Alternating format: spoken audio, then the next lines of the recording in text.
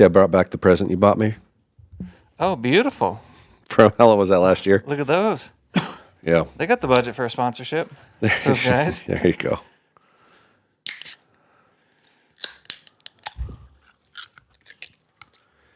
See, I got a nice little organized memory card wallet with doubles of everything labeled.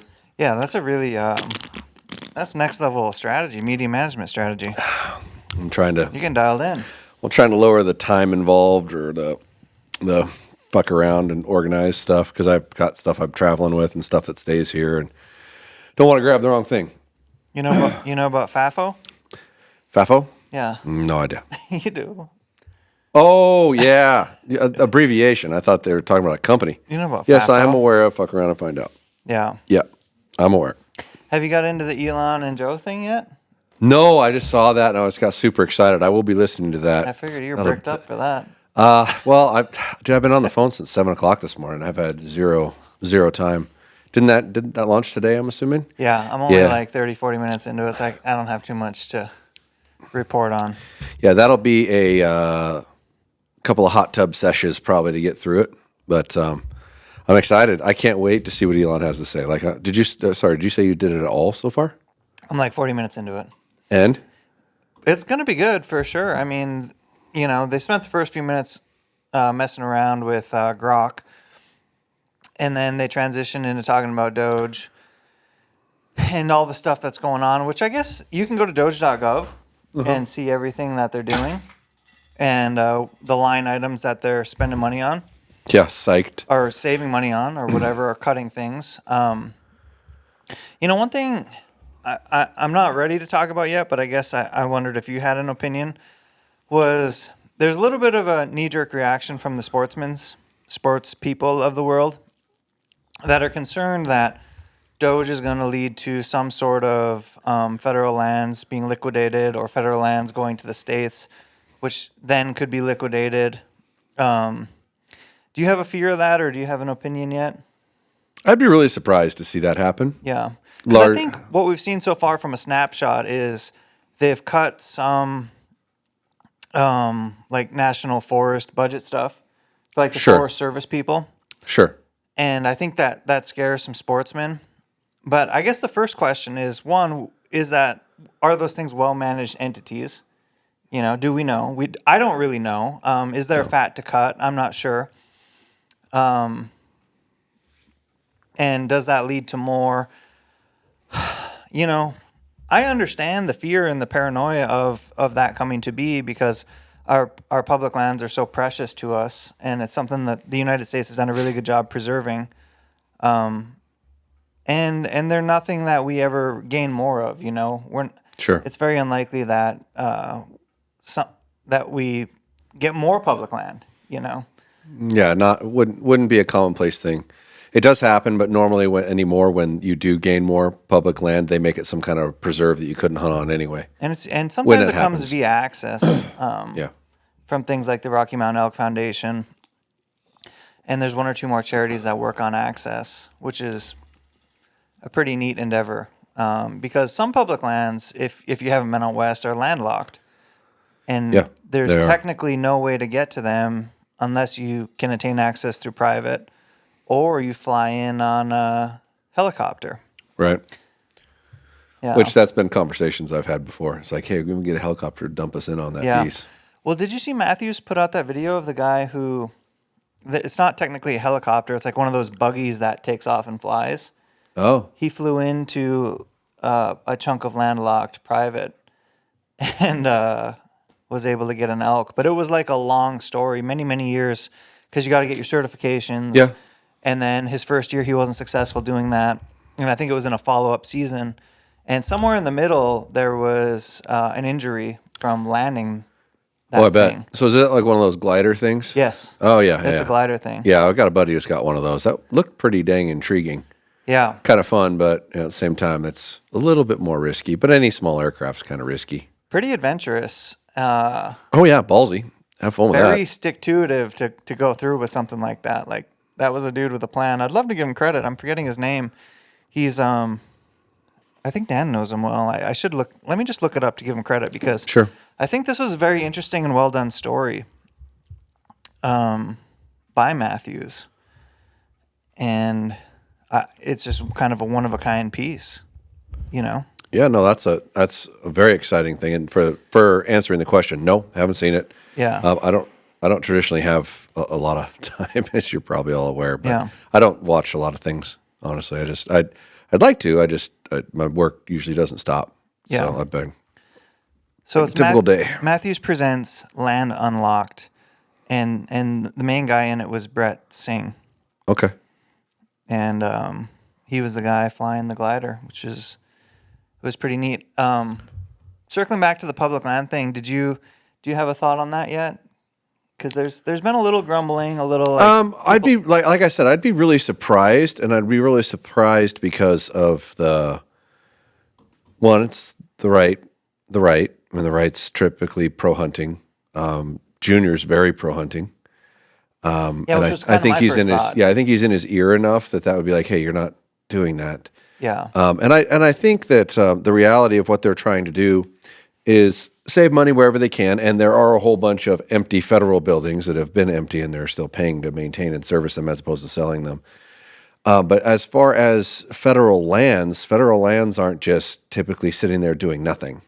They're being used by the public. They're being used by access. And, I have seen at times when you're talking Forest Service or things like that, like a large group of people kind of standing around.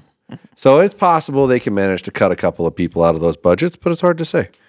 I'm not worried about that. I would be really disappointed if it happened, and I think he would probably be losing a good chunk of his base if he did it. yeah, Because, I mean, if you really got voted on by your base, that would be directly against your base. yeah. And I think a little bit of Trump, particularly at the helm, is probably not so connected to public land or sportsmen, but his son is. Yeah. Yeah. He's an avid For sure. outdoorsman. No, Junior's very, very, very avid. And I should probably throw this out there. If it came down to cutting our deficit off completely and we had to sell a little bit of it, I wouldn't be like, I'm never voting for you again. If it came down to it, like if you've cut everything you can cut, if you've cut all the fat out of the budget, everything like that, and we're still going backwards, Yeah. and you got to figure out how to get out of the fucked up situation that we're in, then I get it to a degree. But outside of that, I mean, it better not be we're really not using these, so we're just going to sell them. Yeah. No, because they're being used, unless you've set them up to where no one's allowed to use them. Then I could see it. But yeah, no, I don't think that would happen. I'd be really surprised if that happened. Yeah. Well, yeah. One thing that, circling back to this Elon and Rogan, is Elon's basically saying at this point they're cutting things like they're cutting the low hanging fruit, things that aren't accomplishing anything, things that like, hey, if they're sending you to get a report and you're even willing to give some halfway report that sounds reasonable, like it's probably not getting cut. Right. Yeah. What was the thing So I at this saw? point, I think they're just cutting like truly things that are really wasteful. I was briefly watching something this morning that said that like they're freaking out that they're being demanded to state 5 things they did this week, and that's a problem. Like, how in the world is that a problem? And who in their right mind is pushing back on that? Like, I could tell you 5 things I did before 8:00 that were work related. How in the world can you not come up with 5 things you did in a week? Yeah. Which I think really goes to show you how bad it probably really is. So you're going to take to the streets in a way. Yeah. So come Monday or so, Jeff and I are going to jump in my dad's old F-150. It's a 2002. I just had it wrapped at Spokane Sunscreen with just flat black with some logos on it and whatnot. And then it's over in Hayden getting a lift put on it and some alignment and a couple other small things taken care of before we hook onto a little enclosed cargo trailer and drive that son bitch all the way across the country in an epic road trip where we're going to vlog it, I guess. So I'm told. I'm vlogging, something along those lines. And I love road trips, so. Yeah, we've got a couple of stops along the way before we get to Sparta. Going to do a little factory viewage and sit down and chat with someone of relevance over there. I think Brad's going to be the one talking to us, but we'll find out for sure. And hopefully a little thermal coyote hunting with my sales rep, Evan, the night before. Oh, wow. and then we will drive to Des Moines, Iowa, for the I think it's the Iowa Classic, Iowa Whitetail Classic, where we are announcing my ownership of Gray Light Blinds. And we have a booth there and selling product to people and signing up dealers for new dealerships. But long story short, which did we talked about this briefly before, didn't we? You announced that you bought Great Light. Okay. Yep. All right. Yeah. So we've got all our price structure set. We've got products on order for assembly, and time to announce it big and get it rolling. And that'll be Friday through Sunday, and then we'll get up Monday morning and drive the rest of the way to Nashville. And then Is Lyle going to be at that shindig Yeah. with you? Yep. yeah, Joel, Lyle, Jared, Lyle, and myself. We've got a Airbnb with a hot tub. Of course we do, right? And have a good old time and talk to a lot of people and see if we can get people interested in our products. It's my first time with buying a company. Might be a great fit, might be a terrible one, who knows? But I think for what I bought it for, it's real reasonable to get into that and see if I can grow in the space. I do a lot of hunting out of blinds. I always have. I prefer hunting out of blinds. I always have. I like it better. I feel like I get away with a lot more. I feel like I have a lot better scent control. And as I get older, that appeals to me more and more and more. So it's amazing how much warmer you are in a blind too when it's cold. What was the main thing that you liked about the product? Because you wouldn't have bought the company if you didn't think the product was solid, right? There's a couple of real things that had me jump at it that I really thought were cool. One, they made a UTV pull-behind trailer that the blinds sit on that have jacks in the four corners. So you can drive it to wherever you want it, drop the jacks down, get it level, and climb up in it. That part's, to me, really cool and unique. I haven't seen that. I know, what is it? God, I'm trying to remember the name of the biggest one, biggest solid blind company out there. Is it Muddy? No. There's God, I can't believe I'm drawing a blank on this. It's like everybody knows this company. God, I can't believe I'm forgetting. Let me young Jamie it real quick. It's, sorry, my brain's overloaded. I've been on the phone since 7 a.m. I literally got off 15 minutes before Tim got here. I can't believe we're having this long of a pause. I'm sorry, people. Redneck. It's Redneck. Okay. It's Redneck. I beat you. I'm better than young Jamie over there. Redneck blinds. They make one that's on a hydraulic ram, like a dump trailer to lift it up. But that whole assembly itself without the blinds, $8,000 or something crazy. And this is all relatively reasonable products. But so there's a couple of things that in there on top of the platform or the trailer that I was most excited about. And their Twilight blind is the nicest enclosed blind with hinge resistance windows I've ever seen that isn't $4,000 or more. And it's fabric sided, but the metal frame inside of it, you could grab the roof and do pull-ups on it. Where if you've ever been in anything like that, they're flimsy as hell. If you push on it, it'll bend kind of thing. And this is actually made to last, where a lot of those things are made as disposable products that are only up for a little bit and then they go. It's legit. It's solid. It's well built. It's quiet. It's comfortable. And it's made out of insulated sides. So ice shelters that have the insulated stuff. I know them very well. Yes. Yeah. Oh, I bet you do. Yeah. So they are made out of things like that. Right. So it's made out of insulated wall material. It's 100% waterproof. It's DWR treated. Yes. And with you can buy the blind by itself to put on the ground, and you can buy it on a tower. And on a tower, I want to say a 6-foot tower, it's $17.99. There's nothing in the space that does that. They've hit a really great product for a really reasonable price point. We do make I keep saying they, it's my company. We make an aluminum insulated style blind piece, but it's not one piece. So the idea of it is you can actually transport it into a place and assemble it on site rather than have to have this giant 6-foot wide box that you have to figure out how to transport it to where you want to go. Mm-hmm. So all these things you do assemble them. They're not one piece and they're not intact. They all have the same resistance hinge windows. And another reason why I bought the company is some of the stuff that they were slated to make next, I've never seen. And I was really excited about those things. But the number one reason I bought that company Number one is Jared Lau was one of the 3 owners. And Jared is a longtime good friend of mine. And he started this company way back when they called it Zenic.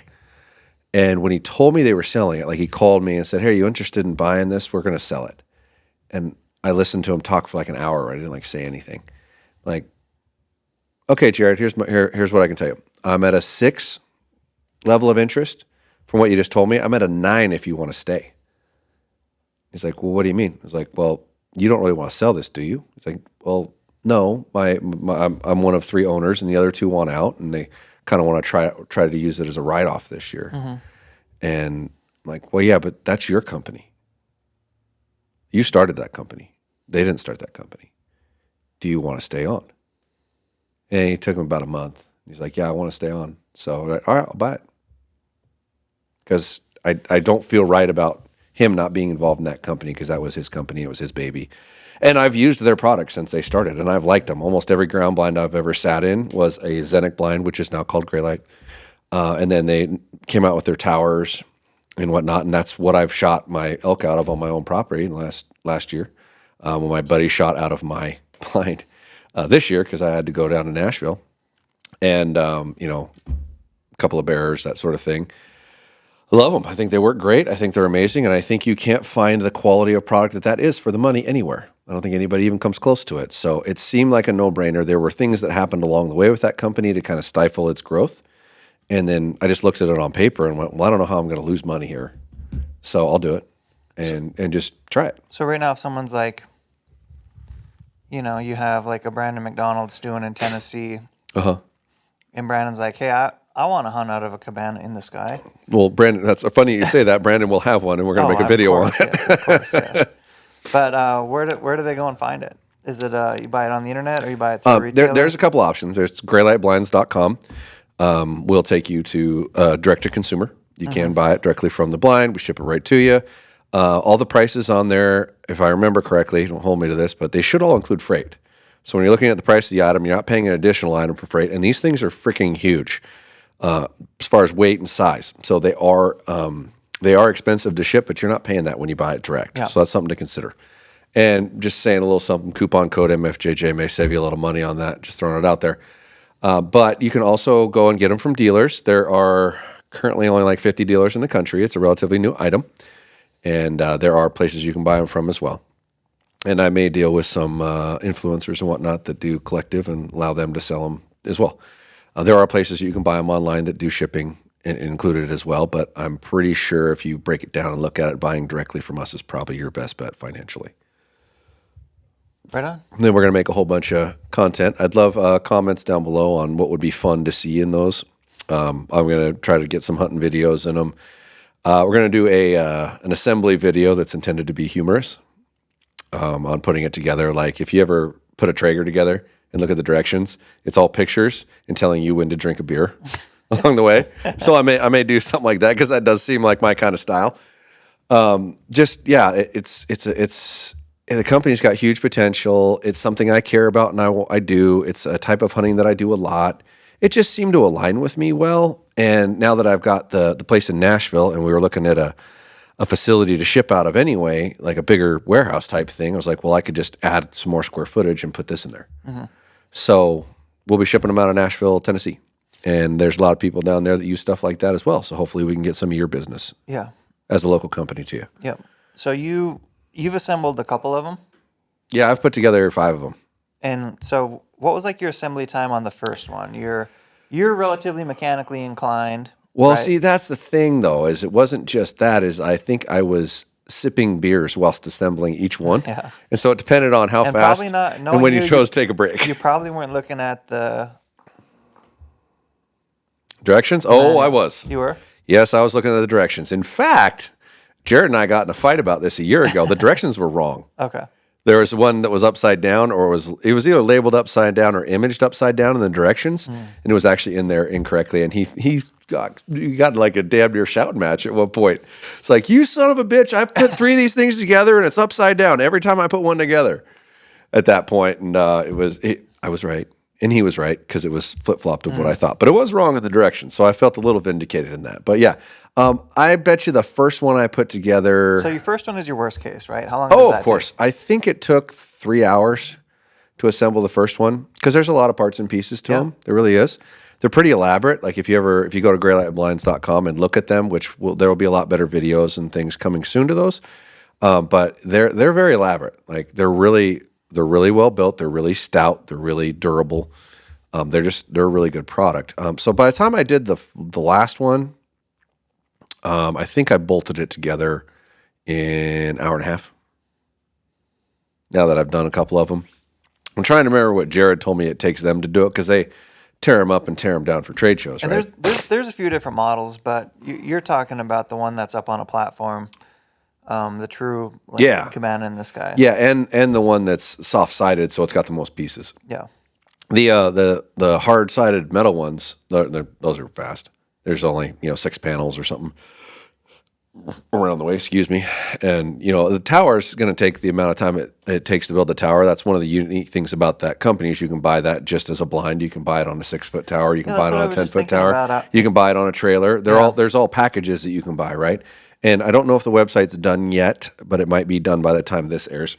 That you'll be able to click, this is a completed item, buy this as a completed item. Is it currently in a situation where you can buy the tower, right? The tower, however tall you want it. Yep. And then you have your insulated top on it.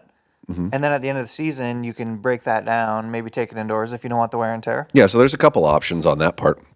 And this is, mind you, for the soft-sided one. The towers are completely independent. So you can buy it with a tower or buy it without a tower, or you can buy just one of our towers and throw a pop-up blind on it if you want, which is relatively common. And if you compare people's towers, I think you'll probably like ours the best. It's really well built. Everything is kind of overbuilt to be durable, to never fail. And I want to say there's some rating that you give these things for safety, and it's the highest rated safety ones out there. But the fabric itself is completely removable from when it's built and up. So you can take the roof off of it. It's one piece, just a bunch of hooks around it. Pull them off, slide it down, pull the exterior off. Doesn't take that long. And the floor, it's also got a padded floor in it, so it's quiet, and the whole thing's relatively scent-proof. It's not perfect, but it's pretty close. You can pull all that stuff off and leave the metal Cabana in the sky up and never take it down. Or we do offer, I keep saying gotta change that. We do offer for $199, basically a complete custom-built tarp enclosure for it. So you can leave it intact and cover it. Just like you'd cover an RV in the winter, you can do the same thing with those. And it's specifically built to it, all pulls together, zips together, straps on the bottom, and just leave it up. And then it's not really seeing the abuse of the weather or the sun. Just like a giant condom for your... Which I just got shown that the other day, and I was like, how come you never told me about this, Jared? I got 4 of those things out there sitting in the sun. Yeah. He's like, I did tell you, you weren't listening. Yeah. It's like, well, we were probably a little lit when we had that conversation, so that's not fair. Yeah. But no, I think most every business decision I've made, and I know this is very contradictory to most people's business philosophy, is I've made it around friends or people I cared about or people that I knew well. And just nope, I'm going that route. And I know you're not supposed to mix business with pleasure or whatever that verbiage is, but I'd rather do that and be wrong. Yeah. Because I like dealing with people that I know and that I care about. And then I have some say in helping whether or not they succeed. That matters to me. So yeah, I did that too. I actually did that at the end of the year, but was discussing it before the Nashville thing actually came up.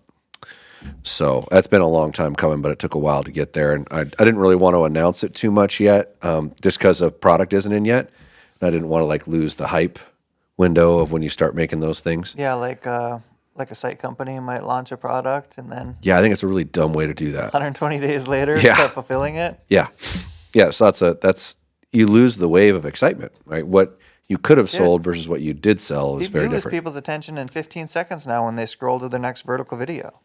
Yeah. Literally, you know. Yeah, you are not wrong. There's a large amount of business being uncaptured by that kind of strategy. So if you've got any funny ideas around a tower blind or something like that you can think up, I'd be love to hear them. Oh, cool. I don't know if we're going to give them their own YouTube channel or just build their content to put on their website. Well, as it sits, we're probably, when this comes out, we're probably not too far away from going to Nashville the big shindig, the big shebang. aka the big, also the big first tack of the year for I think all of us, probably our first event. I'll have gone to San Antonio already. Okay. Yeah, that one's before it. Yeah, of course. You need to go get some practice to get ready for us. I understand. I just want to hang out with some people down there Yeah. that I like and enjoy. Yeah. I don't even know if I'm going to record any of it. Yeah. I might just go shoot and hang out. Yeah. That's not a bad thing to do. Well, you know, all these things turn into some form of kind of work. You know, it's still fun, and I can attest At to some like, point, you have to say, "Hey, I'm not recording this." You know, 'Cause Yeah. you could literally say you're going to record everything. well, but on top of that, like I'm going to give a good example. Like when you're recording a video for shooting, you stress out more. Like you're not the same person. Oh, sure, yeah, Yeah, and I'm like, well, maybe I can just go to this event. I've never gone to a TAC and not been doing that. It's like maybe I can just go to this event and just go have some fun and not even think about that at all, and just enjoy it a little more. yeah, Because there's always this level of tension. And it's not like an uncomfortable level of tension, mind you. It's just there's more to it, and you're a little more focused, and you're a little less focused on what you're doing. You're more focused on what you're making. yeah. Of course. And I questioned that when we did that first one last year in San Antonio, where it was the first time I actually recorded something. I was really stressed out about that. Like I really was. I'd never done it. I'm like, I don't know how I'm going to do this or what it's going to look like, but I guess I'm going to do it. Mm-hmm. So, but yeah, I think, I don't know if I'm going to record that one or not, but I will be at San Antonio. I'm pretty sure I got my airfare already for that, but I got to check with my sister. Yeah, because your life could literally turn into what's that one? Is it Jim Carrey who is in that one movie? The Truman Show. Yeah, where everything gets recorded. In case I don't see you. Yeah. Good afternoon, good evening, and good night. Yeah. Yeah, that Yeah, was good. I mean, as someone who puts out videos, and there's really no boundaries other than what you'll set yourself or I'll set myself. Sure. I mean, you could literally slide yourself into a situation where you feel like you need to record everything, and you know, I don't think that's good or healthy. You know. I agree. And But since there I'm, is a certain kind of person who is that kind of person that might be an environment that they like. You know, they just love people. They love social environments. Maybe they go live 5 times a week. You know, but that's not me. I think in general I'm very comfortable with it. I Yeah. don't know if I'm that person. Yeah. I haven't done I'm going live 5 times a week, but I've gone live a couple times and I thought it was really fun. Mm-hmm. I questioned why do I not do that? Like that seems to be an entertaining thing, especially if you're talking to someone that's fun. I think live is great. You can Live's schedule great. like a little fun event and go live. I think live's really the future in a lot of ways. There's a couple people I watch who go live, and I like turning into them. And yeah, it's a new thing that some people have been doing for years, but in the outdoor space, I mean, I can't think of anyone who goes live. Do you? Couple, but not Yeah. significant. I mean, I bet you. Well, maybe moderately significant. Yeah. Yeah. In the next couple of years, I bet you there's someone who lives the whole hunt. The entire thing? Yeah. How boring would that be? It would be, but there would be people who would jump in and jump out of it, It'd be interesting Like, to see imagine what if kind there of was a camera- battery supply they have to keep their phone The going way that I'm whole thinking time. it's going to happen is they're going to run, the first way it's going to happen is they're going to run an extension cord from their barn or something, and they're going to have a blind, Yeah.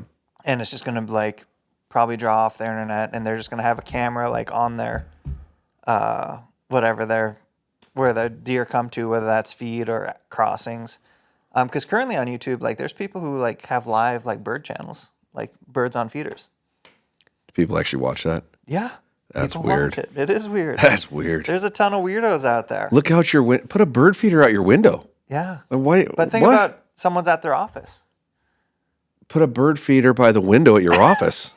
But they work for a corporation who's not going to do that because they're too stale, So maybe they click don't know. over and watch some birds on the bird feeder, Like there's a ton of weirdos out there.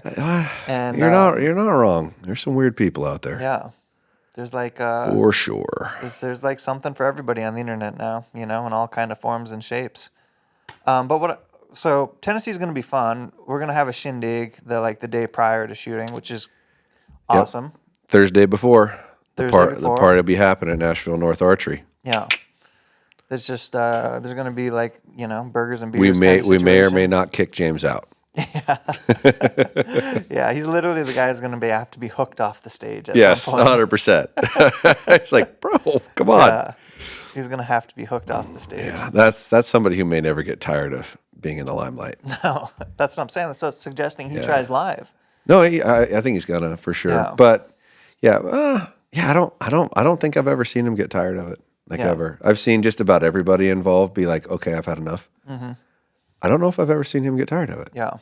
Which is why he's doing what he's doing, because he is the one person out there that's actually just selling fun in archery that I know of. That's like going to shoots, recording shoots, having a good time, playing with his buddies. And that's it. Like that's basically his channel. And he does other stuff too, but that's basically what his channel is. That's traveling around and interacting with a lot of people. That's it. Yeah. Which I think is a little different than, like coming here and doing those things over and over. Like literally going all over the freaking place. Guy's traveling a lot. It is like an Uber to him to get on a plane. So Tennessee is going to be a hoot. I've thought about going there for a while just because Brandon's always like, hey, come to Tennessee. And it's like, but Brandon, why am I really going to fly from Washington to Tennessee? I mean, I would like to come see you, but I could also go see you on a hunt somewhere where we meet in the middle, Which would be funner. Which would be more fun. But Nashville's the home of country music. It's in a cool section of the Midwest. It sounds like a cool state. So I'm excited to go there, see what it has to offer, and hang out in Brandon's home state, and Nashville North's obviously home as well. It'll be cool. Yeah, it should be a heck of a good time. If you're listening to this and you're going to show up, you might just want to park across the street and walk across the walk, because it might be really crowded. We'll see, but it'll be a heck of a good time. There'll be food, there'll be drinks, and just I've got to figure out how to do it. But I think I'm just going to give a blanket percentage off anything in the store that day. Just and I'll start advertising that when it gets closer. Yeah, I got to figure out if my system can just say, hey, we can just do this and give this much off. Excuse me. For the transactions that happen that day, or maybe just that from there through the end of TAC. Yeah. If you're in town, come on by, and I might have the guys actually figure out how to be open on Sunday, because we're closed on Sunday, Mondays there, but just to get through that whole event time for people who came in and came out, so they got an opportunity to come see it, because it is epic. My goal is to have the nicest archery shop in the United States there, and I don't think I'm too far off of it right now. But we'll see. It's coming. Yeah. Well, my kind of tax schedule is kind of the map of pieces is coming together. And the way I like to do it is I like to go to the stock ones, the ones that are, typically going to get there every year. That's one in the mountains kind of situation. Years past has been Big Sky. Big Sky hasn't been dated on the calendar yet. And one I've been itching to go to is Utah. Because Utah, I actually lived in Park City for 6 months as a sidebar. I spent 6 months in the area. I know the mountains there very well. I know it's beautiful. The weather's very predictable. And I love Park City. So I think that's going to be one of them. Tennessee is going to be one of them for sure. Mm-hmm. And then I like to do like a little bonus one, a little something that I haven't done. And I'm thinking about, because Michigan's my home state, I'm thinking about Boyne in Michigan. Cool. You know about Boyne in Michigan? Mm-mm. Well, Boyne is a Michigan ski hill, Boyne Mountain. Saying that, it's not like these mountains that we look at out here. Right. It'll be much smaller. Sure. But that is a beautiful segment of Michigan. It's the northern Lower Peninsula, and I know it'll have a good crowd of people, and I'm thinking about that. And that's the beginning of June. There you go. Well, for context, I'll be at Utah too. So if you want to go to Utah, we can figure out something for that. Yeah. If you'd I think like. we're shooting together at Utah. Are we? Supposedly, I guess. Oh, was this a Dan coordinated thing? Yeah, we have a neighbor trying to coordinate it. Well, yeah, I keep hearing mixed things from him though, so I'm not I know, sure. He's hard to plan with. He is. Yeah, he's really scrambles difficult around to plan with, because he wants to plan in advance. Yeah. Not that we need to really give public feedback, but he wants to plan in advance, but his plans are always changing and evolving. That's tough. To get him to write down plans in advance. It's difficult. Yeah. Well, and I know my schedule's gotten way worse to try to coordinate with, and yours is getting worse the older you get, right? It's just part of life. But I thought Big Sky wasn't happening. I thought it was just Red Lodge or whatever. Like Big Sky's not. I think Big Sky, it says it's coming. The dates are coming. So. Oh, so says it? Maybe. Okay. I could be wrong. I'm gonna tell one funny story about Dan, because I got to listen to his dad and his nephew and him podcast which was Oh, did you listen to that yeah, one? it was a good podcast. Yeah, it was really nice. I've always really enjoyed. Yeah, it was really nice. I've always really enjoyed chatting with Rod. Rod's a good dude. Yeah, Salt of the earth. He reminds me of my dad in some ways, and Riley is an interesting young man. yeah, he He's is. a very interesting which I young didn't man. really And- understand because Riley's always been so quiet when I've been around Yeah, him. he's actually a very impressive young man. And that's hard to know because he is traditionally very quiet. Yeah, he's very quiet. And, Very subdued. So that was a good podcast. You guys, I think you guys will enjoy listening to that as well. There's some good hunting history, hunting background, and just how hunting becomes a part of like your family. But interesting story about Dan. Dan would start to get frustrated with me when we would go on hunts together because he would accuse me of tuning him out when he was talking about hunt plans. Okay. And I would say that's true. I was tuning Dan out as he was talking about hunt plans because here's how it would go. Particularly like a bear hunting day, you might wake up in the morning at 8 or 9 and then talk about hunting until noon or 1 before you went out. Right. And during that time, the plan would honestly change like a dozen times. It would be like, okay, we're going to go here, we'll glass this ridge, we'll try this. And I'll be like, okay, that's cool. And then 15 or 30 minutes later, okay, let's go over here. Like, I like this idea. And then at some point, I just start tuning them out because what I know is going to happen is the moment that I want to listen to him and accept the plans, it's going to change anyway. That's fair. So literally, I would just know that when we went to the mountains, that was going to be the plan for the day. Like, it was going to evolve up to that point. Yeah. So I just didn't want to so just consciously, subconsciously, I would just start tuning out the discussion of plans because I know whatever we're talking about is going to change or evolve. But he's probably using what you're saying back to him as feedback, and then trying to develop a plan based off of this other information, which would make the plan change. But he is very squirrel-like, Yes. right? So I could see that. Like I've never hunted physically with him. Like I'm going here, you're going there, and in blinds and whatnot. But I can say and attest to that. Like our trip to Texas, I think they were strategizing a lot over who's going where, right? And I just stayed out of it. I was like, just tell me where I'm going in the morning. I don't care. That was a good play on your move. Well, yeah, it just seems But all better. that to be said, I'm not degrading that process because it works for him and he's very successful. Yeah, and everyone's different with that too, Yeah. right? That's a good process for him. It just might be obnoxious for somebody else to try to deal with. Yeah. That's all. And all I would really want is okay, when we get to the point of the plan, let's know what that is, and then we'll go from there. We'll build on that. And then, myself, I'm guilty also of saying, hey, this is the plan, and then maybe I go into the mountains and do something a little different. There you go. So, and then maybe Dan and I see each other in the mountains, and maybe he's a little frustrated that I'm in a spot that I wasn't once going to be in. Well, and there's a couple ways you can always go about that, right? One of them is obviously you can say, hey, I'm going to go where I want to go, you go where you want to go, and that's fine. And, Dan's also been a victim of he makes a plan and then he just changes his plan. Yeah. Even after you said what you're going to do, right? So it's like, well, just go where you want to go. I'll go where I want to go. Yeah. That's fine. But like I said, everyone's different in how they communicate, right? So and he is different in how he communicates. But that's part of his ambition, his drive, and how he goes, right? So you're not going to change that. No, It's just how it is. He's very successful at hunting stuff in the mountains. He's very good at it. So. Well, he's relatively successful in anything he really puts a heavy hand to. He'll dabble in a lot of things that I don't think he puts a heavy hand into. Yeah. But if he puts a heavy hand into it, he's going to be successful. Yeah. Because he'll just outwork you. Yeah. Which is kind of my philosophy. I'm just going to outwork you. Yeah. So that was a good podcast. If you guys want to check it out, it's on Dan's channel, which he now puts on YouTube as well. Which that's kind of where I've come to prefer to watching podcasts now. When I can, I like to just leave it rolling in the background on YouTube. And it's nice to see the visuals that go with the people chatting. I like it. Well, But the Boyne thing, that's maybe 50-50 for me. Maybe I do it, maybe I don't. But is that something you're interested in at all? It's the beginning of June. which, Michigan? Mm-hmm. I'm already doing 5, dude. I'm just, I don't know. Just saying it. Actually, my schedule is literally already written out into August now. Yeah. I don't think I can. I'll look at it. Give me what Beginning dates. of June, it's like June 2, something like that. Give me what dates you want to go. I'll look at my schedule. But I'm willing to bet I can't. Yeah. Like I'm already committed to 5, along with another trade show, possibly an additional trade show. A week in Nashville every month. I know your child is that.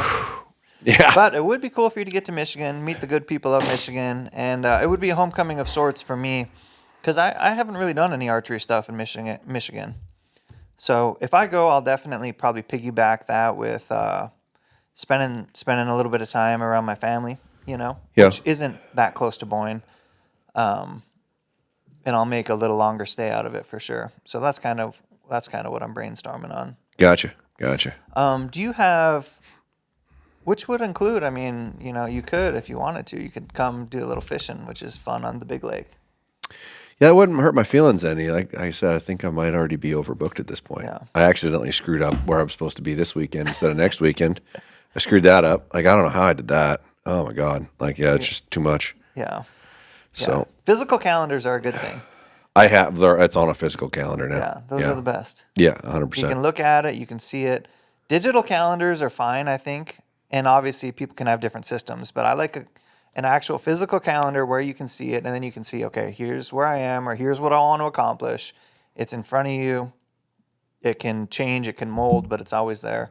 To me, that's a lot more meaningful when you actually write something down versus put it on in a phone. Mm-hmm. I'm kind of old school. I'm with you. When my sister sat me down and said, "Look, we need to plan this out till like August. You've got too much going on," and she wanted it all digital. And I was like, "Buy me a calendar that's like a big poster, one. Yeah, a big one, and I can write on it because that's me, and that was better." And then a big one. She got it, but she started doing the digital thing, and so I'm sitting there looking at it, and we got like halfway through, and I was like, "You got to stop. Like, it just you need to stop. I need a minute. It's too much." So I don't know. I don't know if it would have retained better or been less overwhelming if I was just writing it down. But either way, it was a lot. Yeah. On your road trip, are you going to leave it? Is it kind of planned out, or you got some room for discretion? Well, let's see. I've had one other possible stop along the way that I was trying to find out if I'm making or not, and I think I am making that stop. I don't want to discuss it yet, but we'll probably end up leaving Monday instead of Tuesday and travel 7-8 hours a day instead of 2 days that are 12s or 11s to get there, assuming there's not any major hiccups. So make sure the AAA is paid up and hope nothing goes wrong. And if we end up getting stuck along the way and we rent a car and drive a car and have that thing towed or something, and so be it.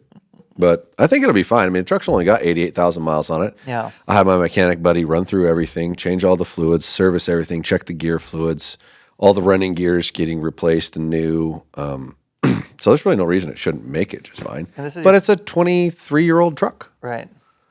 This is your first trip across the U.S.? Never done it, yeah. Yeah. Never. What's the farthest I've ever gone? I got to think. I went... You've been to Utah? Well, yeah, I've been to Utah. That was in one day. I'm trying to think. I think I've been farther than that in a road trip. I'm trying to remember. Furthest east I went to furthest east. Yeah. That I drove. Yeah. Yeah. What are you thinking about that? Eastern Montana. Yeah, exactly. Yeah, like I just haven't driven past that. I've done quite a few. I've done Michigan to Florida. I've done Michigan to California.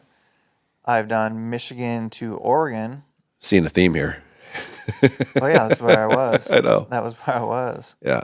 I've done Washington to New Mexico, so vertical. So I've seen the U.S. from quite a few different angles, and I like it. There's something about a road trip. I think it's a real good time for me to. It's a real good time for me to just kind of sort through stuff, think about stuff, see the country. I love it. Yeah, no, I'm looking forward to it. Like I said, I've never done it. I won't be doing it by myself, which is a nice plus. We'll make all kinds of creative little content from the truck. We'll probably do some kind of a pod discussion while we're driving. Just put lapel mics on or something, and that kind of deal.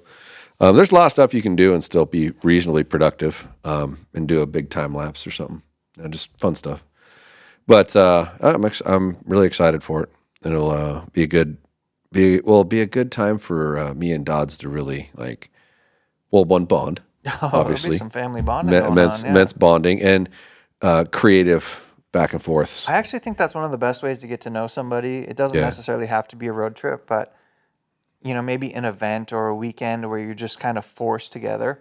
Yes. Because then you really get to know somebody, and you can't fake it, the fluff. You could fake it for a little while, but particularly if there's something you want to accomplish or something challenging you're trying to do, I think it's the best way to get to know somebody and really, get through the surface level bullshit, Oh, I agree. I think there was an immense level of enjoyment and bonding when we all did that in San Antonio, which, Yeah. Brandon and I briefly met. Yes, that's I'd true. never met James. You guys at all. Yeah, and I've never met James in real life. We spent a tack together before that, Yeah. where we stayed in the same house.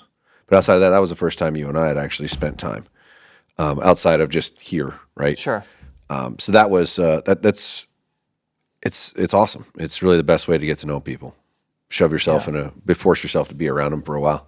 Yeah. And that's part of why when we were booking stuff for these events with Jared, Joel, and me. Joel's my national sales manager for Graylight. They were like renting hotel rooms. I'm like, no. Yeah, Find a house. We all need to stay in a house together and make sure it's got a hot tub. And we're all going in the hot tub. Yeah. We're all going to get to know each other on a way more personal level. Yeah. Well, to me, and be invested in each other's lives, because that's the reality of it. You want everybody around you to win, or you should want everybody around you to win. Yeah. Because you want to surround yourself with winners in general, people that want to win, want to achieve, want to succeed, and are going to work hard at it. Yeah. That's the best way to get to know them. To me, the travel experience is so much more drab via hotel room. Like, there's just so much less personality. Yeah. I always like being able to cook a meal. It's not like I need to cook every meal when I'm on the road, but it's nice to be able to throw some steaks on the grill or whatever. Just cook a meal and get good clean food at home instead of. Well, and if you're doing a house or something with like 4 people or Right. 5 people, everybody bring a meal. Yeah. Just bring whatever you want from home, throw it in the cooler or what have you, or stop at the store and buy whatever you need to make the meal you're going to make. Yep. And then everybody contributes, chips in. You all have that experience, and there's something about that bonding. Like, Yes. you go out to dinner is not the same as everybody sitting in and eating together. I agree. You're not having the same conversation. Then you get to find out who the best pool player is. You do. Who drinks the most Busch Lights. Yeah. All of those things. You would have gotten a lot farther if you said Keystone Light. Which I think James beat me in all fairness. Well, to me, Busch Light is the king of the light beer. Ugh. In the cheap and light category. Sacrilege. Oh, Yeah. no. No. And I like during hunting season, they sell them in an orange case. Well, but Keystone Light does a camo case Oh, do they? in hunting season. Yeah. And I've kind of evolved a little bit. I think I'm a Miller Lite man now. Much better than Keystone. And they do an American flag version on 4th of July. But so does Keystone. You're not going to talk me out of a Keystone, but I don't like Busch Light. Ugh. Yeah. Which is so funny. Like, I don't like Keystone. it's all piss water. I don't like It is. It's all piss water, and we're all nitpicking over it. It's like none of this is really very good. I can drink about most any of it, but Keystone and Coors. Those are the two that Coors always tastes flat to me. Coors Light, excuse me, because I actually really like the Yellow Bellies. I think the Yellow Bellies are You would fantastic. strike me as a yellow belly kind of guy. Yes, I could see you holding that little glass bottle with the your little little stubby, pint, yeah, little stubby wiener out the A front. little chode. Yeah. little chode. Yeah. Those things are man. just great branding and style. Yeah. All right. Well, Miller Lite from now on, if we're hanging out. Yes, we can. No problem. We can. Done. Miller Lite's good, and it has a little less carbs than Keystone. Really? Watching my weight. Yeah. Yeah, trying to figure out this traveling lifestyle and how to not turn into a balloon. Yeah. It's hard. It can be hard. I'm getting it down though. I'm getting it down. A lot of it is in the. Well, you're figuring it out.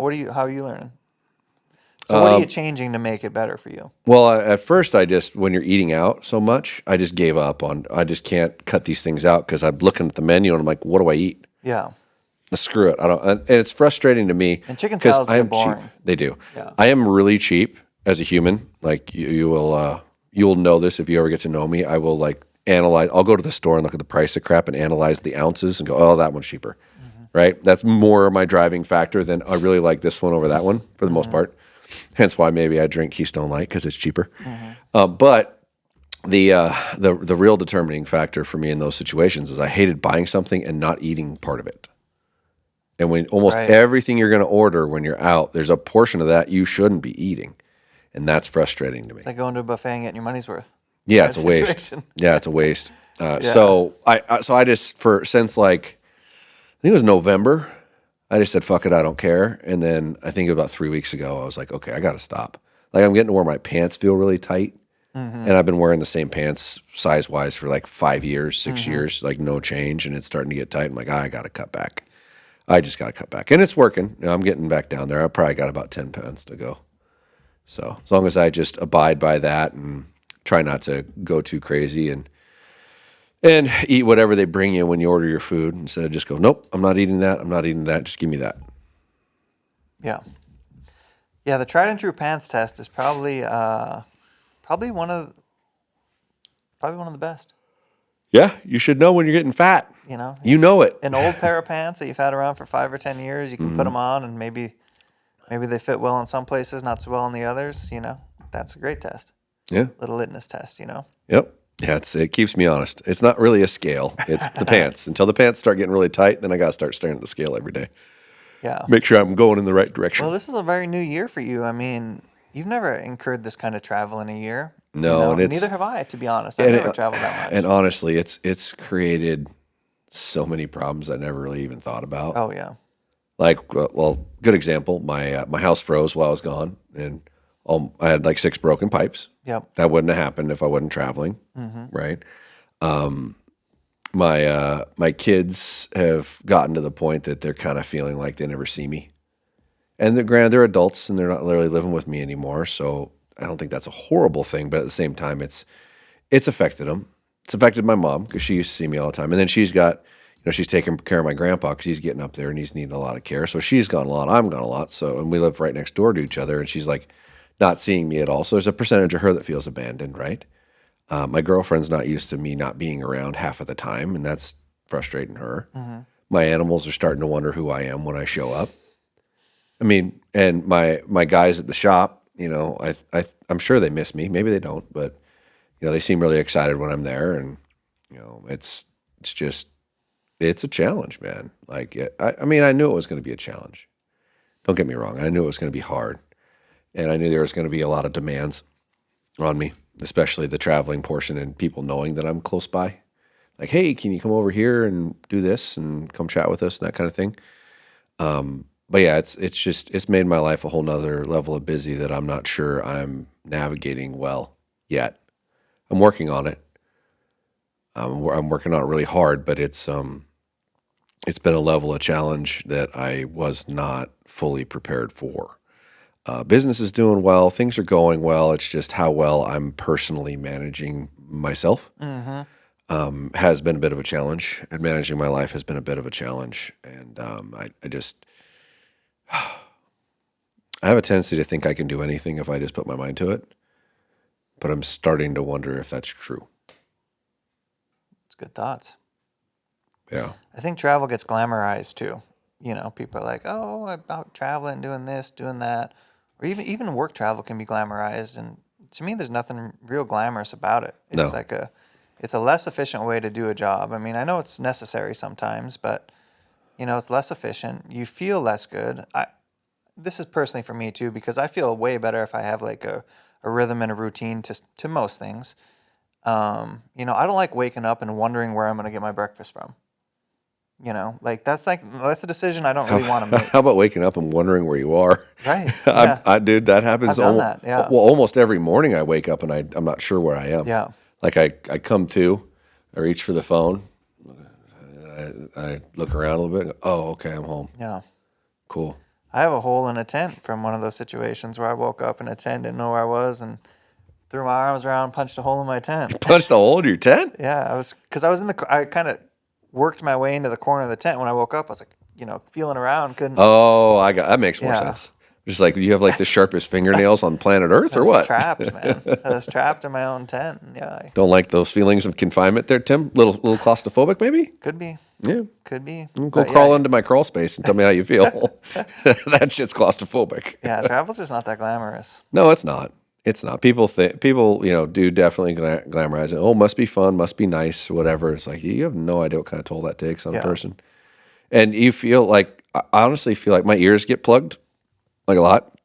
I don't think my head's feel unplugged since October because I'm changing elevation so much, flying up and down. And I don't know if that's why or if I got something different than that going on. But I honestly feel like my ears have been plugged or I've been popping my ears since October. What's something you've learned that's culturally different in Tennessee? Everybody's really nice. Like a Southern hospitality? Nice and giving. Legit. Yeah. Like, Yeah, the level of caring, giving nature is different. And I know that's a thing that they say. And, in general, people around here are pretty nice, although I did find out the other day that Spokane's like number 2 on the most dangerous places to live in Washington. Yeah. Yeah. Doesn't I had no surprise me. idea. We're worse than freaking Seattle per capita per population. Yeah. It shocked me. And But most of that's in a very dense area, sure. Well, all of it's in a dense area. It's rare that you get crime That's true. outside of it. Like Yeah. it's when you get too many people on top of each other. But yeah, it's like a different level of life, and I do like it, and I do like the people, I do like the environment. Haven't gone through a summer yet, which is supposed to be horrible. But they're just super nice, super polite. Is it like ma'ams and sirs and those kind of things get thrown Yeah. in much? Yeah. Yeah, if I get called sir one more time by an employee, I'm like, dude, no, it's just Josh. Just you don't need to sir me. Yeah. But I know that's like how they're raised in their nature, so I'm not as adamant on it. People used to call me sir at the shop, and I'm like, no. Yeah. We're I know I'm in charge, but we're equals. So just you don't need to sir me. I know it's a matter of respect, but like, hey, I want you to feel like we have a relationship here, and like I'm not above you. Yeah. Which I don't think that's how they see it. It's just being respectful. They say yes sir, yes sir, yes sir. But yeah, it's part of the culture, like you said. Yeah, That's like it's just a culture thing. that's what sure. that is one cool thing about the U.S. I mean, it is a melting pot of a lot of different cultures. Like No. the Southeast is very different than Now the irony of that, and I have a theory. yeah. The nicer they are in person, the worse they drive. Man, oh my God! Every time I get off the plane, hop in a car to drive out of there, I feel like someone's going to hit me. Yeah. Like Jesus, they drive like crazy. Well, I have another theory to piggyback on top of that. The more normal a person or a family seems in public, the more weirder or freaky they are in private. The weirder or more problems Yeah. they have at home. Yeah, I could see that. Yeah. I could see that legit. Yeah. That's You got bad drivers in Tennessee? dude. Is that what's going on? I heard the first time I brought Becky down there, and she was in the passenger seat, and she was freaking out the whole time. I was just like, I get it. They're like, it's bad. I understand. And I'm like trying to swerve out of the way of people and whatnot. It's like, Yeah. Jesus, good Lord. Does it And feel like a city that's outgrown its infrastructure? when it comes to driving, yeah. Yeah. Outside of that, no. Like outside of that, it's very nice. It's very it's relatively well laid out. It's like almost everything's like a circle around it, and you just get farther circles out, which is pretty interesting until you get out to like the level of where Ashland is. It's like kind of the end of those circles because you go any farther outside of that, and everything's very hill country, and they can't develop it. So there's not large tracts of houses, right? Because there's just not enough flat space. So when you get out there, it's like you're out in the country, even though it's only 20 minutes from downtown. From a sportsman perspective, like the things that they're into, let me guess, it's probably turkey hunting, whitetail, and bass fishing, and maybe waterfowl. That sounds about right. Yeah. I don't know the fishing part because I've only been in there in the winter, and I imagine they're not fishing a lot in the winter. I have heard a lot of waterfowl stuff. Definitely a lot of turkeys. Definitely a lot of whitetail. A lot of Turkeys are a big deal in the Southeast. yeah. Well, that's their elk. Yeah. It's that animal that you call in when it's in the rut. Yeah. You know, there's a lot to that. And they're educated. Yes, yes, they're very intelligent, hard to hunt. Yeah. It's a big deal. Yeah. But yeah, and in Tennessee especially because you can't use scents, you can't use feed, you can't like it's very difficult styles of hunting to where you're either hunting over a food source that's natural, a water source that's natural, or the difference between a feed area and a bedding area. Yeah. And that's relatively and then all you have is calls. Right? So that's a style of hunting that you have to do. Meanwhile, you can go in Kentucky and feed. And Kentucky's only like an hour away. Right. And that's the norm in Kentucky too. Like most people I see are hunting over feed in Kentucky. Yeah, yeah, it's just wild that there's such a polarizing difference. And I had a hot take on this that some people didn't like. I didn't think you should be able to bait. If you're not going to allow baiting, you shouldn't allow hunting over feed of any kind. Say that again. I didn't. I had said, and I'm sure there's a bunch of hate out there for this, but if you're not allowed to bait, you shouldn't be able to hunt over food. Right? Oh, right. We talked about this a little bit, like the Yeah. democraticness of not Yeah, it's not very giving fair leverage to people that have more resources. Yes, which I'm a person who has more resources, right? Yeah. I can do those things. If I decide this is what I want to do, I have the means to go functionally do that. And it just doesn't seem very fair to somebody else that doesn't have those means that still hunts on public land. So you're making public land hunting that much harder when it's already kind of hard. Yeah. Just being fair about it. There's going to be more people on public land than your private land. There's going to be more. There's going to be probably less game on your public land than your private land. And then you put on top of that they can't feed, and you, if you grow it, can. This is just a challenge. Now, maybe I should rethink that or look at it differently and just go find some reasonable land in in Tennessee and grow a food plot, but it doesn't quite seem right. Well, in fact, the shop has 3 acres on it. There would be no way to regulate it, because the way it would happen is, even if it was regulated in a way where you're not supposed to hunt over a food plot, some farmer's still going to have corn, and some guy's still going to hunt over that corn. And even if there's a barrier, then he just hunts back closer to bedding. It's just there wouldn't be a good way to regulate it. Although on paper, Exactly. Yeah, Which is why I think baiting should be legal everywhere. Because there's no real way to regulate the difference, right? And to put that in place, it just gives such a tactical advantage to the landowner. yeah. I want to personally experience what it's like to bow hunt without bait, because I've only known bow hunting with bait. So I don't have a very good. Welcome to hell. Yeah. And if you're doing that, don't use scent either. Yeah. Because you can do similar things with scents. Yeah. Scents and licking branches and things like that. Yep. That you can't. You can mimic food. In fact, in the rut or near rut, you'll actually get more activity on those than you will with food, which is I think wild. it's a better way to hunt mature deer, but I don't have a ton of experience.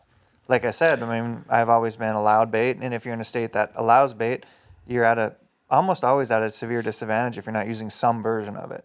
Yeah, and you can't use a scent. Yeah. You can't use a scent to attract it in Tennessee.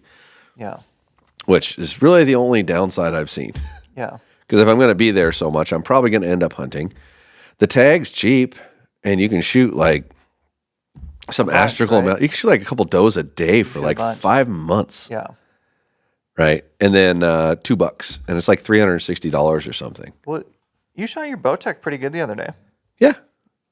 Yeah. Yeah. I'm a free agent, baby. Yeah. I hadn't shot in a little while, and last time I shot it, I think it was.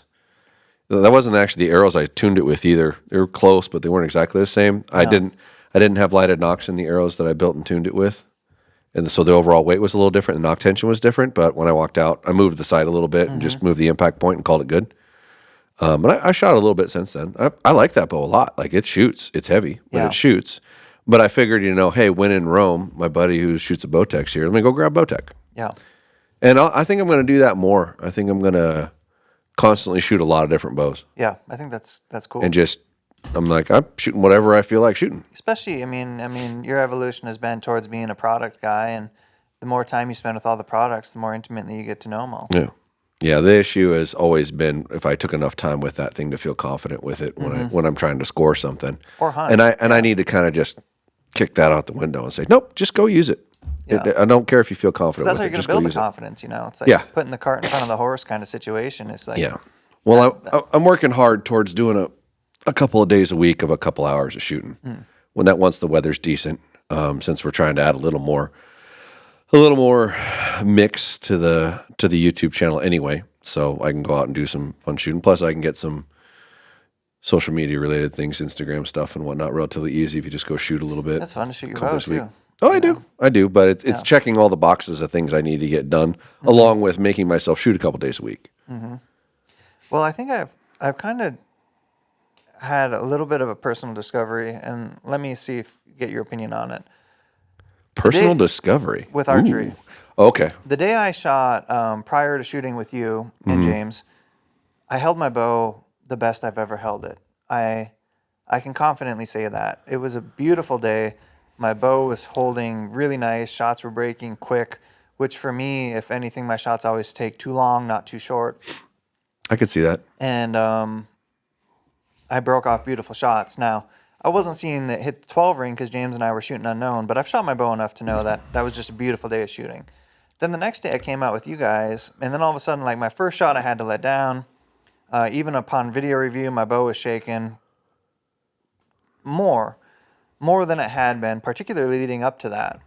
And I think there's two things that happen. The first is I actively have to work to keep my shoulder down.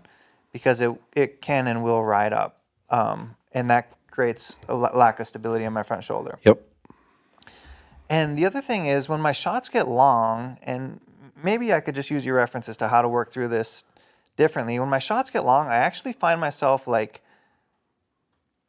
this is a self-thought. I find myself like leaning into my string with my nose. And I think that creates like a little more, like it's a collapsing almost of my shoulders, you know? Uh-huh. And that creates a little more Sure. vibration in the bow.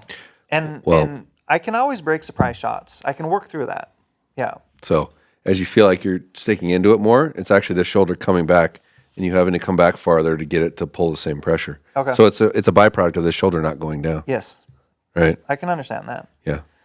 Yeah, and that makes sense to me. Because recently I've kind of like trended towards bows holding steadier, holding steadier, holding steadier. And then that day is like the first time in a long time I would almost call it like a relapse or a step the wrong direction. My bow was like a little bit all over the place. And that's what I was feeling was like, I was like leaning into the string a little bit. Yeah. Yeah. Gotcha. Yeah. So, Well, keep that front arm strong, dude. yeah. Front arm Yeah. strong. Get that shoulder down. Yeah. Yeah. If you feel that, let down and realize your shoulder's probably up, not down. Yeah. And one thing that always helps me when I'm doing that too is I think about where my elbow is pointed. And when I can get my elbow, it's inward arm rotation, but when I can get my elbow inward, not upward, it helps me with that too. Yeah, that's because you're pushing and not bracing. When you bring your elbow down, you're not really pushing, you're bracing against your Well, I body. think about it too, when you're getting your scaps down or you're even getting into like good shoulder stability position as if you were to do a pull-up, your arms are like this. They're not Correct. like this. Correct. You know, and when I say this, I should say your arms elbows not are out, not externally down. rotated. Yeah. Yeah. Yeah. So, but yeah, that was interesting because leading up to that, I had some really nice progress, and then I had just kind of an off day, and yeah. And the interesting thing is, you know, most people struggle learning to break surprise shots. I've worked through that. Mm-hmm. You know, I can break surprise shots all day long. So when you get to that point, you know, then how do you shoot tighter groups? Practice. Yeah, and you learn to hold your bow steadier, right? Sure. Well, Which is a yes. skill. Well, I don't think it's holding your bow steadier. I think it's focusing on the target better. Because whenever you're paying attention to the pin, it always moves more.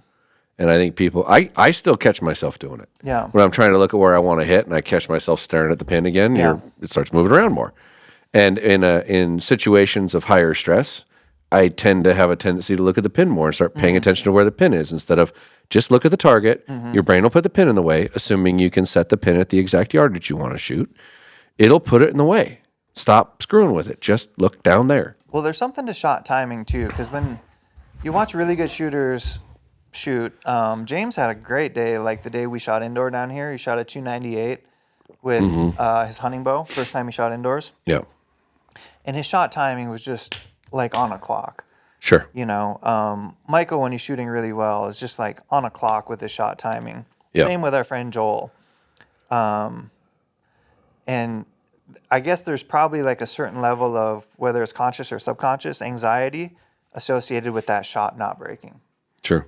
You know, because you're like, oh God, when's it going to go? When's it going to go? As soon as your brain starts thinking about that, you are host. Yeah. Yeah. If So- it goes off relatively quickly and cleanly, you'd never get to that point in the Exactly. process. Yeah. So, yeah, there's some shot timing stuff there too. But I just thought that was interesting because that was the first day in a while I really had experienced that. And yeah, I know learning goes in ups and downs. And yeah, it's just 2 steps forward, 1 step back, buddy. right. And That's the way it works. You're going to recognize things. But it's important to recognize those things to be able to sort through them in the future, you know? Oh, of course. You have to analyze where the failures are so you can improve. Yeah. But you got to identify that they're failures first. And that's where a lot of people really struggle is they don't want to look at it as failure. Well, let's close on this note because I get this question so much is somebody wants to know if they're shooting a surprise shot. And usually if you're wondering if you're shooting a surprise shot, you're probably not shooting a surprise shot. And there's a lot of people who think they're shooting a surprise shot who aren't shooting a surprise shot. Right. So, and that's not even to say the surprise shot is like the only way to shoot your bow. I just think whether you're doing one or the other, you should know. Uh-huh. I agree. 100%. So how does a person know if they're shooting a surprise shot? There's two ways for sure to tell, Okay. as long if it's authentically a surprise. One, you'll blink. Or some kind of wince, right? Like, Yeah, your eye will at least compress. Yeah. Because you didn't know it was going off, so your natural body's reaction is to that. Yep. And two, when you're pulling through the shot, when it goes off, your wrist will go downward. Yes. So your wrist will physically drop down Yeah. like that, because if you don't know what's going off, that's where the compression release goes off. Mm-hmm. It gives, your hand goes down, then your arm goes back. Yeah. Because you didn't know it was going off. If your wrist stays up when that happens, you knew it was going off. If your hand stays tight against your face and doesn't come back at all, you knew it was going off.